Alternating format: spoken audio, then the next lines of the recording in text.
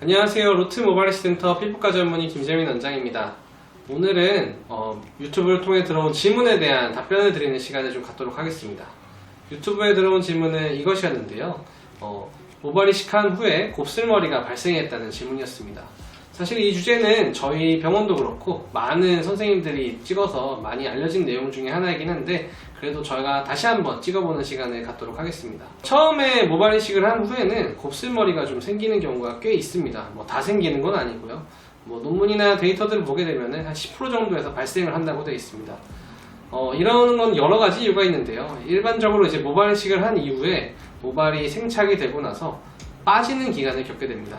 이때 빠진다고 할 때 모발들만 빠지게 되고 모낭은 남아있게 되는데요. 이렇게 남아있는 모낭에서는 새로운 모발들이 자라게 됩니다. 새로운 모발을 잘 보게 되면은 처음에는 얘네들이 좀 뾰족하고 얇고 애기들 모발처럼 그런 모발들이 나오게 되는 걸 확인할 수가 있습니다. 이럴 경우에는 좀 힘없이 약간 꺾여 있는 것들을 볼 수가 있습니다. 우리 같은 경우도 이제 모발을 봤을 때 원래 있던 모발들이 빠지고 자른 모발이 아닌 새로 나는 모발들은 좀 꼬불꼬불한 형태를 보이는 경우가 있는데요. 이것도 이것과 비슷한 거라고 보시면 됩니다.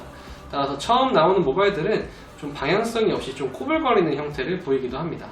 이게 시간이 지나면서 머리가 길어지게 되고 어느 정도 이런 방향성이나 이런 것들이 생기고 난 다음에는 모발들이 굉장히 좀 평평해지는, 이제 펴지는 형태를 보이게 되는데요.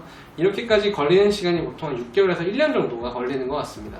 따라서 이 앞전에 이제 모발이 꼬불거리는 것 때문에 걱정이신 분들은 스트레이트 파마를 한다거나 매직 같은 걸 하시는 경우도 있는데요. 수술한 지 2개월이 지난 이후에는 특별히 이런 걸 하셔도 큰 문제가 되는 경우는 없으니까 하셔도 괜찮을 것 같습니다. 모발 이식 수술 중에 모낭이 좀 꺾이면서 꺾이는 경우가 있다라는 것도 많이 보고가 되고 있긴 한데, 이러한 꺾인 모발들도 시간이 지나면서 점점 좋아지는 경우도 굉장히 많이 보이기 때문에 만약에 곱슬머리 때문에 걱정이신 분들은 시간의 문제라고 생각을 해주시고 매직이나 스트레이트 퍼머 같은 걸로 교정을 할 수 있으니까 너무 걱정하지 마시고 기다려 보시면 좋을 것 같습니다. 지금까지 모발 이식 후에 곱슬머리가 생기는 증상에 대해서 원인과 해결 방법에 대한 얘기를 간단하게 해봤습니다. 앞서 말씀드린 것처럼 시간이 지나면서 좋아질 수가 있기 때문에 너무 큰 걱정하지 마시고요. 만약에 걱정이 되신다고 하면은 병원에 방문하셔서 한 번 더 그런 모발들에 대해서 저희가 상담해 주시면 좋을 것 같습니다. 지금까지 로트 모바일리시 센터 피부과 전문의 김재민 원장이었습니다. 감사합니다.